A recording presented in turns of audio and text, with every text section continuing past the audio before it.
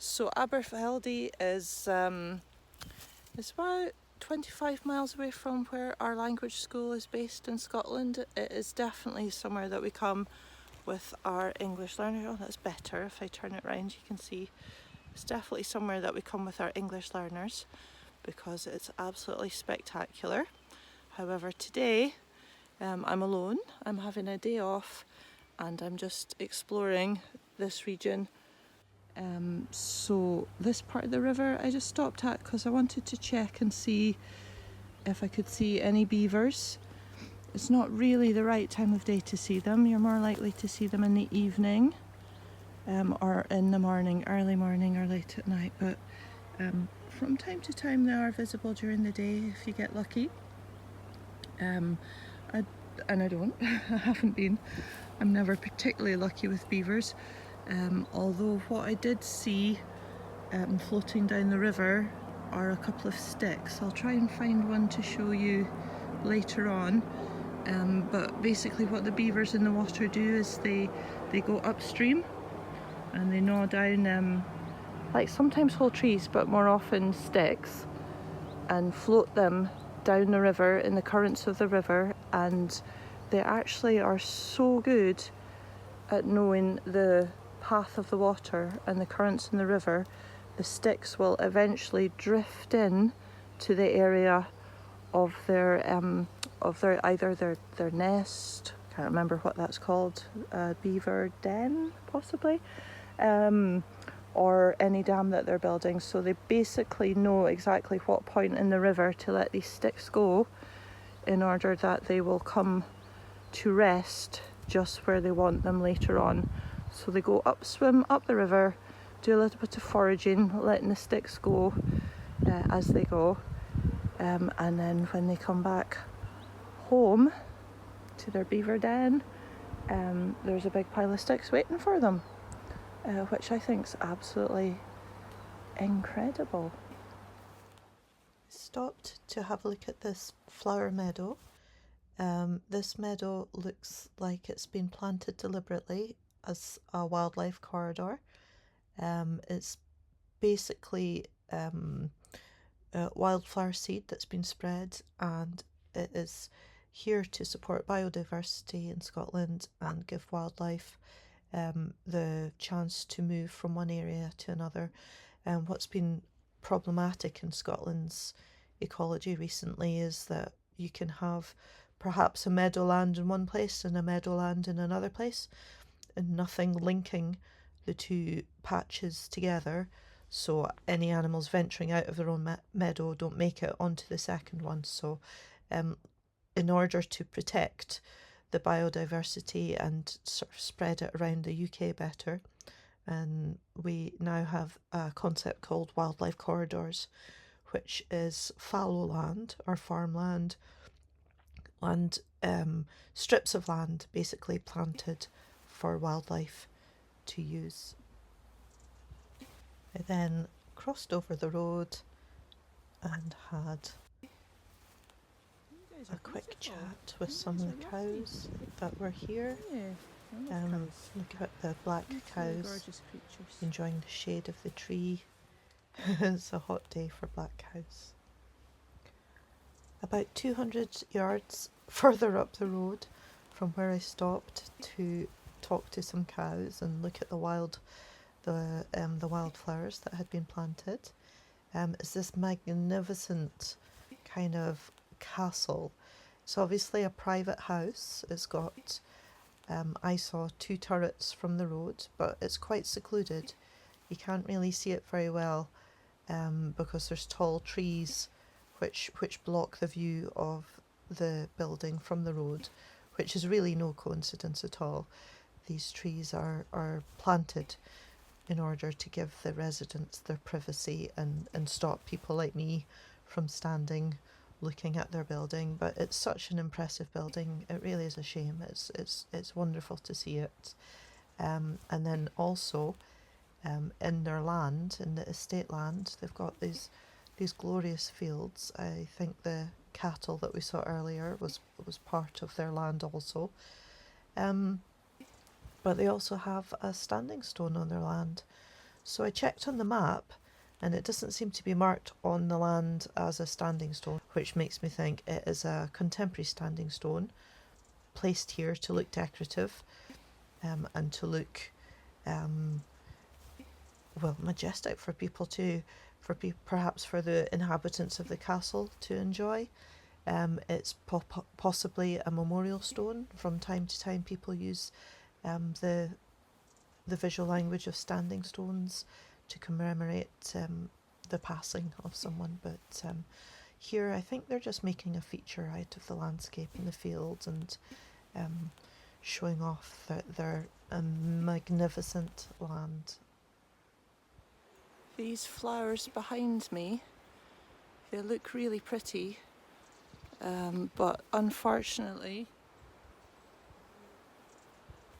these are one of our invasive species. They're non-natives, and they have a bad habit of absolutely choking our indigenous wildlife. So you can see here they spread incredibly quickly. They grow very tall, very fast, which chokes out smaller plants. It just denies them of any light. They grow very frequently. They grow beside rivers or very close to a river. I don't know if you can hear it in this, but the river's just on the other side of those trees. You can see that this part of the landscape is absolutely choked by them. From time to time, you get groups of volunteers going around river walks and pulling them out, but it's such a big job when they've got to this stage. It's a big job to do anything about it at all, really. The trick is to get them when you see one or two and uproot them. So I'm now in the small village of Strathtay. It's only about 5 or 6 miles from Aberfeldy, from where I started. So that was like a lovely gentle cycle. I just had a nice wee bit of downhill, which I'll have to humph back up on the way back if I choose to return the same route. I've just stopped to have a little look at this church. It's quite a modern church by Scottish standards, but it's a pretty one all the same. So this is just the parish church. Traditionally in Scotland, even small communities like this one, Strathtay, will have their own church, and tradition says that the church door's left open all the time, but in these days that's changing a little bit. No, this one's closed. You can imagine the community coming to meet here on Sundays to worship together. Everybody wearing their Sunday best. Their Sunday best is their best clothes, their church clothes. I'm about 200 yards away from my last video of the new church, and I've cycled on to find this. This is a much older church building. This one is an Episcopal church, and again, really attractive little building set high in the hillside here. What you won't know from watching this video, but what I'm enjoying, is the amazing smell of lavender coming off the wall here. The little road ends and I think it turns into a bigger road, so depending how busy the second road is, I'll either turn back or kind of try and look round and follow the bigger road back into Aberfeldy, because as you can see, I'm not wearing my bike helmet. I did pack it, or at least it was in my pile of things. And I slightly suspect I've left it on my neighbour's wall. So yeah, I'm sticking to the quiet roads because I'm not properly equipped for the busy ones. Once I got to the end of the road, I had the choice of turning left or right. Right would take me back into Aberfeldy, a more direct route than I just cycled. Turning left would take me to Ballinlough, which I've never been to, but I was a bit hesitant to go to because the road is bigger and faster Although there weren't many cars, the cars which were using it were going 60 miles an hour really, which made me feel a little bit vulnerable, having forgotten to bring my cycle helmet with me. So I made the decision that I was just not particularly well equipped for the big road, and I would return on the nice, peaceful, quiet riverside road I'd just cycled up. Because of this hill, I just sped past this amazing house, and on the way up the hill, I stopped just to have a look at it. It's just an extraordinary, beautiful house with its single turret covered in some kind of plant, ivy or some kind of creeper. And again, you'll see sheltered by some trees and hidden from view. Just stopped here to take a look at this lovely old milestone. So Weimar Aberfeldy's just 2 miles. That's good news for me. That means I'm nearly back. Time for my lunch. Dunkeld, 16.5 miles. Perth, 30.5 miles from here. And then I can't even read the one on this side very well. Oglerate. I don't know where Oglerate is, but well, apparently it's 7.5 miles. And I think that arrow is indicating straight ahead. Okay, but first we look over here. Look, find a set of beehives. Somebody's making local honey, which is a nice spot for them, isn't it? Let's go through here.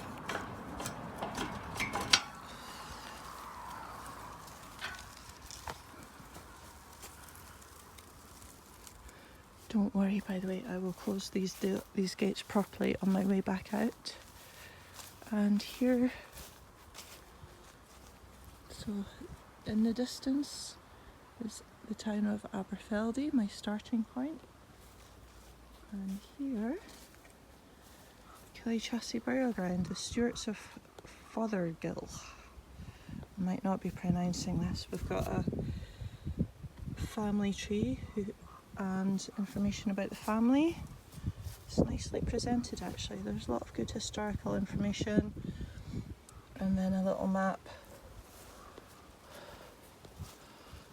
of the graveyard here. So no one actually knows why this type of tree, a yew tree, is planted around Scottish graveyards.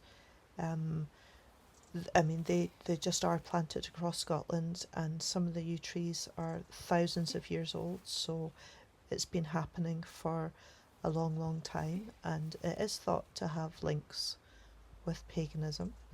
But another theory is because the yew tree is actually very poisonous, and its berries are poisonous, and its wood is used for making bows for archers, and because it's very supple, it's a very bendy wood, and then so basically the trees were grown so that you would have a supply of wood for the archers to use for their bows, and yet there would be not anywhere that there would be grazing cattle or animals to get poisoned by the berries. So that is just one theory of why yew trees grow in Scottish graveyards. So I was just cycling in the road when I spotted a big bit of rubbish and got off to move it to the side and discovered it was this. So this is a empty bag of grouse and pheasant food. Basically this area in Perthshire has a number of game estates, which is where birds are raised in captivity often, released into the wild, and then for maybe 6 weeks they reach their adult size by being fed huge amounts of this pellet food. And then on the 12th of August, which I realise is coming up very soon, that's the open season for shooting. That's the day the season starts for shooting these birds. It's a huge part of our economy in Perthshire, and particularly rural Perthshire, and it's very divisive.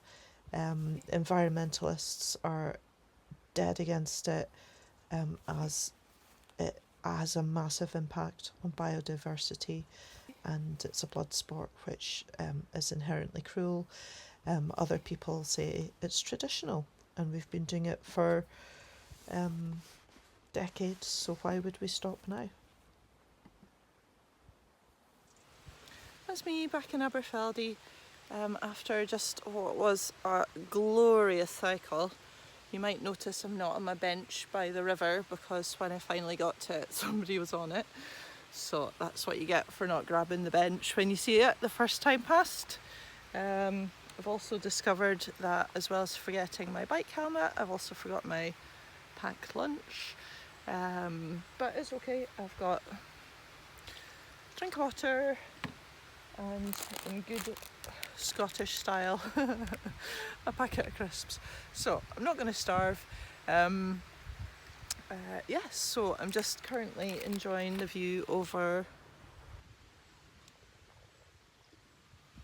Aberfeldy's golf course, and there's a little burn behind me, a little stream trickling away. You can probably hear it, and so it's actually just a perfectly pleasant place to stop, have my crisps, catch my breath, and then explore Aberfeldy a little bit.